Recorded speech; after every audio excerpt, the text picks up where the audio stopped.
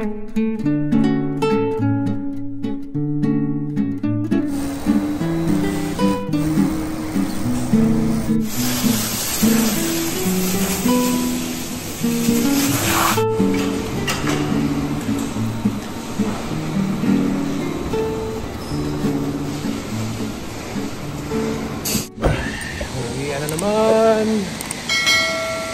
na naman tayo.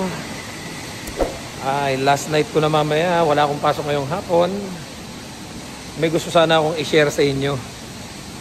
Kasi napakarami pa rin talaga nung hindi updated sa mga nangyayari dito sa Canada.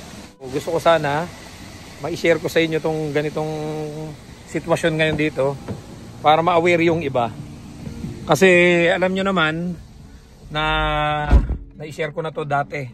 Bago kami pumunta dito sa Canada, syempre, nung nasa Saudi kami, nung nasa Taiwan kami, pag sinabing Canada, iba. Lahat ng mga katrabaho ko, kasama ko, kakilala ko, kaibigan ko, pag sinabing Canada, pagdating mo doon, magkakasasakyan ka na kagad. Tanong ko lang, yung minimum wager ba doon makakabili ng bahay at kotse? No, lahat kaya mong bumili. Minimum wager, di kaya rin. Nagtatrabaho sa construction, kaya mong bumili ng kaya mong bumili ng pickup na Tacoma ron. Tacoma, Ford S, yung F-150, kaya mo yun. Yayaman ka na. Oo, alam natin yung chance na madala yung pamilya. Kasi kalimitan yung mga kilala kong nakakarating ng Canada, nakukuha yung pamilya eh. Totoo yun. Hanggang sa, nung nauso na nga yung mga Facebook, halatang matanda na tayo. Ano? Naalala ko dati nung hindi pa uso yung Facebook, nagkakabiruan kami ng mga kaklase ko. Oh, someday baka makapag-Canada ka. Ganun sabi ko, nako, malabo yan. Feeling namin kasi that time, ang Canada is para doon sa mga magagandang tinapos, yung talagang ikang mga mayayaman, mga ganon. Hanggang sa may mga nakita na ako na hindi naman sa yung mga parang sa akin pa nagpaturo kung paano mag-apply abroad. Alam nilang galing ako ng Saudi, alam nilang galing ako ng Taiwan, and then nagulat ako. Talagang as in first abroad nila, Canada kagad. So sabi ko, possible pala yun. Alam niyo yung parang as in wala talaga siyang knowledge abroad. Wala din siyang enough experience pero nakapag-Canada. So kinuha ko yung mga pinagdaanan niya. Okay. So there's a chance na makapag-Canada. And then what? Ito. Nung nauso na nga yung mga Facebook na yan, madalas kong nakikita sa mga posts ng mga nagsishare ng mga buhay nila dito sa Canada is yung, alam niyo po yung masasarap na buhay. And guys, napag-withdraw na tayo. Meron ng pamasko. Merong yung mga 6 months pa lang nakabili na ng bahay. So nung mga panahong yon, wala tayong ka-idea. Even ako, yung mga kasama ko, pag nagkikwentuhan kami, ang galing naman. Si ganito yung dating nasa ganung department, nakarating ng Canada. Pero mo 3 months lang, nakabili na ng sasakyan. So ang isip talaga namin dati, makakabili ka ng sasakyan. Ang isip talaga namin, malaki yung sahod, sasapat para makabili ka kagad ng sasakyan or kung anumang bagay. Pero syempre, nung dumating tayo dito, doon natin na-realize lahat na hindi pala siya as in bili. Kasi iba yung bili sa utang, 'di ba? Pero walang masama sa utang kasi alam naman natin dito sa Canada na ang utang ay kailangan talaga natin para makapag-build tayo ng credit history natin.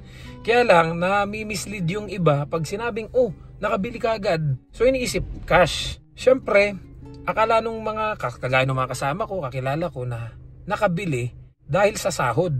Yung pala talagang babayaran mo siya ng 6 years, 7 years, 8 years. So may obligations kang bayaran. So nung pagdating namin dito, doon ko na-realize lahat na kapag temporary workers yung dating mo dito, yung entry mo, tapos may kinuha kang sasakyan na 6 years, 7 years, 8 years, and then 2 years yung working permit mo, and then wala kang kasiguraduhan na mag-i-stay ka na talaga dito, na maka-apply ka ng PR, kagaya ngayon sa nangyayari ngayon sa sitwasyon ngayon dito sa Canada na ang daming napapauwi, yung 2 years working permit nila hindi na na-renew. So anong mangyayari doon sa kinuha mong utang, doon sa hulugan mo? Kasi kaya ko lang po na i-share sa inyo to. 4 na yung nag-message sa akin na personal kong kakilala at hindi ko naman sila dinajudge. Kasi ever since naman, sinabi naman nila sa akin, napanood ko naman Kuya Pards yung vlog mo, na kapag bago pa kami dito, wag muna kaming mag-brand new. Kaya lang, wala na dito na. So hindi ko naman sila masisisi. Kasi ever since, bago sila dumating dito, sinabi ko sa kanila, kung wala pa kayong sure na pathway to PR, wag muna kayong mag-brand new.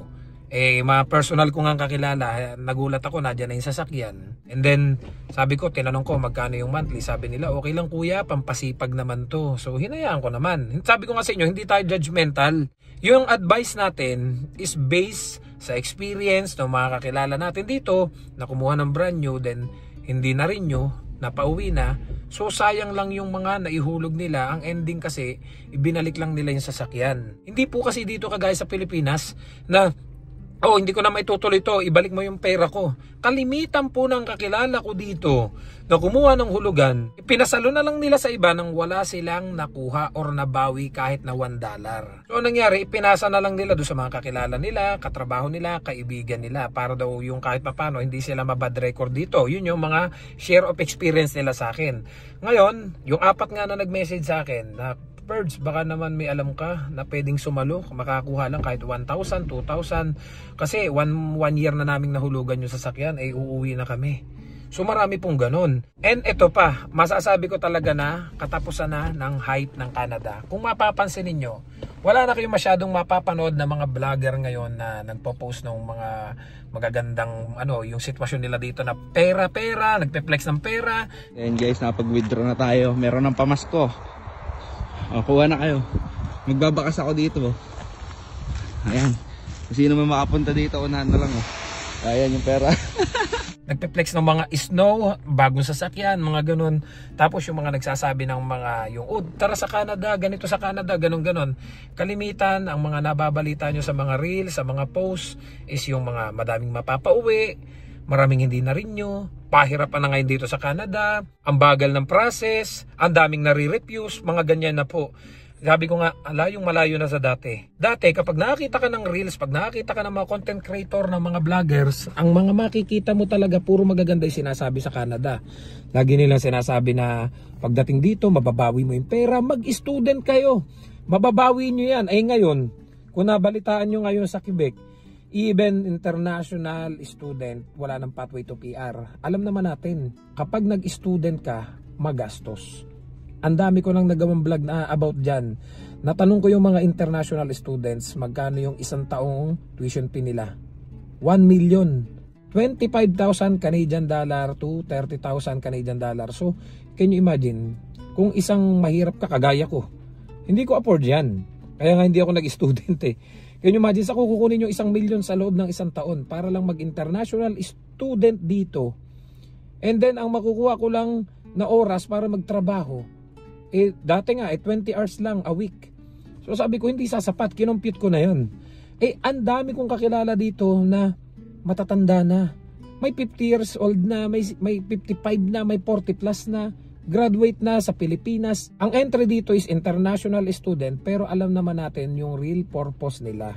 Para pagdating nila dito, dahil that time, ang international student is you can bring your family together with yung mga anak ninyo, asawa ninyo. So sama-sama na sila dito.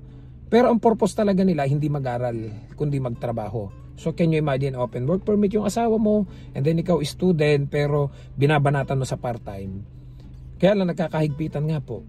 So yung mga temporary workers naman, ang nangyayari, pag nasa ibang bansa kayo, sisingilan kayo ng kalahating milyon, 500,000, 600,000, 700,000, 400,000, 300,000 para lang makapunta dito sa Canada. And then what? Kapag nakarating kayo dito at ang nakuha nyong trabaho is low wage, which is yung 6% pataas yung napuntahan yung lugar, automatically refuse yung inyong working permit. So, kung darating kayo dito, nagbayad kayo ng kalahating milyon dyan sa mga agencies nyo sa iba't ibang bansa. May mga nagme-message sa akin na mga nasa Dubai, nasa Taiwan, nasa Hong Kong at kung saan-saan pa na ganun kalaki yung kailangan nilang bayaran. Can you imagine, paano nyo mababawi yan? Sa loob ng 2 years, tapos hindi kayo na-renew. Ang hirap po. Kaya nga sabi ko, kung may pera kayong ganyang kalaking halaga, isave nyo na lang. And then, mag-update kayo sa mga nangyayari dito, sa mga policy ng Canada bago kayo sumubok pumunta rito. Ma-share ko na rin nga pala sa inyo. Alam nyo bang may mga napapanood din akong kapwa vlogger natin dito. Nasubaybayan ko din yung ilang vlog nila, napanood ko. 3 sa kanila yung nag-message sa akin na naghahanap din ng working permit, nagbabaka sakali dito. May ilan akong mga vlog na napanood sa kanila. Like for example, yung mga buhay dito sa Canada. na i-share nila, ganito ganyan. Yung mga pamilya nila, nakita ko na dito na rin. Yung isa nga na nag-message sa akin, na dito na yung buong family niya. Napapanood ko yung mga vlog niya. Actually, kilala nyo to. Na bash ito dun sa isang vlog niya na sabi niya uuwi na. Pero ang ending nakahanap pa ng malilipatan. Pero hindi ko na siya nasubaybayan Kasi after ata siyang mabash dun sa isang video niyang yon, na lagi niya sinasabi uuwi na. Ang nangyari, lumipat naman na ibang province. And then nabasa ko yung mga comments, grabe yung bash sa kanya na nagpapa-clickbait lang daw, na uuwi, yung pala nakahalipat na. So akala ko okay na. And then hindi na ata siya gumawa ng mga vlog pa. Ilang buwan siya nagpahinga. And then nagulat ako ba, nag-message sa akin. Tatanong kung pwede siya makalipat dito sa amin, kung may LMIA. Tapos ilang pamilya na po yung pumunta dito sa akin, kasama yung asawa, yung anak, na dito na, nagbabaka sakali, ayaw daw nilang umuwi. Nabanggit din nila sa akin, katrabaho pala nila yung isang vlogger na madalas nakikita ko yung mga postings about Canada. Hindi naman sa pag-ano, puro flex ng mga buhay dito sa Canada, ng mga kinikita niya, ganan. Nabanggit din nila sa akin, kilala mo yung vlogger na si ganito? Sabi ko, napapanood ko siya. Sagot nila sa akin, nung pamilyang yon, katrabaho po namin yun, hindi na rin siya marirenew. Sabi ko, ha? Katrabaho nyo pala siya. Sabi ko, nasisilip ko yung mga vlog niya. Akala ko naman, PR na siya. Akala ko naman, maayos na yung buhay niya dito. Pero ang ending pala, hindi din pala siya marirenew. Mapapauwi na rin daw. So sabi ko, nakakagulat. Kasi iba yung pinopost niya doon sa nabalitaan ko na pumunta dito na katrabaho pala niya. Kaya sabi ko, wala na talaga ako nakikita ngayong mga vlogger masyado na nagpo-post ng mga magagandang buhay dito sa Canada. I mean, yung magandang buhay naman na sinasabi ko is yung talagang kapag marunong ka dito, masinop ka, masipag ka, alam mo yung dapat unahin, talagang mararanasan mo yan dito sa Canada. And then I realized marami talagang hindi totoong nangyayari sa social media. Yung mga postings ng mga gumagawa ng iba na reels, mga vlog na talagang parang hina-hype nila yung mga kababayan natin para makarating dito. Pero ang ending, pag nadito na yung kababayan natin, nasasampal siya ng expectation versus reality. So napansin ko talaga, yung mga vlogger ngayon is talagang hindi na gumagawa masyado ng mga pang-hype na ganyan. May ilan-ilan pa rin ako nakikita na nagpo-post ng mga hiring. Sabi ko, ha? Ano ba yan? Marami pa rin nagko-comment dito sa vlogger na to. Puro hiring. Alam ba niya na napakarami ng mapapauwi? Napakarami ng hindi nga nare-renew. Tapos ikaw hindi ka nauubusan ng hiring. Kaya nga sabi ko, naalala ko tuloy na naman yung isa pang nag-message sa akin dati. Na bago pa siya makarating dito, message sa akin ng message. Nagtatanong siya ng mga situation dito sa Canada hanggang sa nakarating siya dito. Nung nakarating siya dito, hindi maganda yung employer na napuntahan niya. And then sabi nga niya sa akin, Sir Perch, baka pwede po akong makalipat dyan sa inyo. Abuse po ako ng employer. That time wala naman kaming available. So to make the story short, hindi ko siya natulungan. Wala ko na itulong. Pero lagi siya nagko-comment sa mga vlog ko. Eto na. Nagsusubok din gumawa ng vlog yung taong yon, yung kababayan natin. Madalas ko din nakikita, sineshare din niya yung mga experience niya dito, which is katotohanan naman talaga. At nung medyo marami na rin nakaka-relate doon sa mga sineshare niyang experience, siyempre nagkaroon na rin ng follower si kabayan. Lagi niya sinasabi yung mga buhay, yung magagandang buhay dito sa Canada, na talagang malaki yung advantage pag nadito ka sa Canada. Ganun, puro magaganda yung mga sinasabi niya about Canada. Nakalipat na rin siya ng ibang trabaho hanggang sa ito na. Hindi din siya na-renew. Nung hindi na siya na-renew, ito na, nagbago na yung vlog niya. Puro pangit na yung sinasabi niya about sa Canada. And then, nang nangyari yun, wala na dito si kabayan. And then, nung pumasok sa isip ko nun, dati, nung pinapangarap mo yung Canada, pagdating mo dito, puro magaganda yung sinasabi mo. And then, dahil nga hindi ka na marirenew, puro pangit na yung sinasabi niya sa vlog niya. Kaya kayo mga kabayan, kapag nakakita kayo ng mga vlogger, na laging post ng mga hiring, mag-comment kayo. Sabihin ninyo, wala ka bang kamag-anak?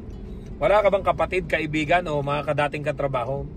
Kung talagang marami kang hiring at di ka nauubusan, bakit hindi yung mga yun ang ipasok mo dyan kung talagang marami kang hiring? Kasi kagaya na lang nito ha.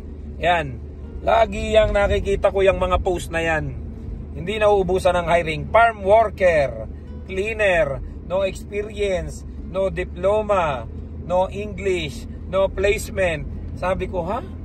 Hanggang ngayon ba nakaka-ano pa rin to? Nakakapang-high pa rin to? Ang higpit-higpit na ngayon dito sa Canada.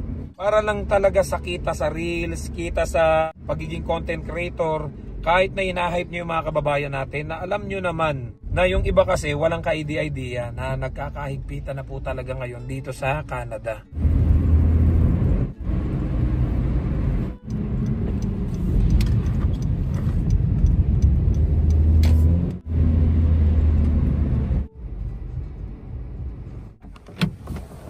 Ay, ang daming nakaparking ah. Bakit kaya?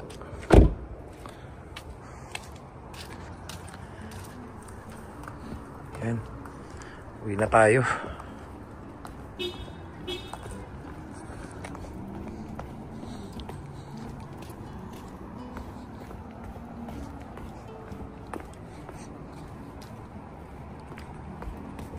Kaya paalala ko lang doon sa mga kababayan natin, kapag nakakita kayo ng mga vlogger na still nag-i-encourage pa rin na mag-student kayo, mababawi nyo yung pera pagdating nyo dito, may mga nag-i-encourage pa rin na mag-tourist kayo dito, and then pagdating nyo dito, maghahanap kayo ng working permit, may mga nag-i-encourage pa rin na, sige, mag-down ka, magbayad ka ng 500,000, 600,000, mababawi mo yan pagdating mo ng Canada. Mag-isip-isip na po kayo. Yung mga gumagawa niyang mga ganyang klase ng content, kadalasan po is nagpapahype lang. So dito na tayo guys sa bahay. Don't forget to subscribe, like, and share this video para kahit paano updated kayo sa mga buhay namin dito sa Canada. See you guys sa next vlog. Bye-bye!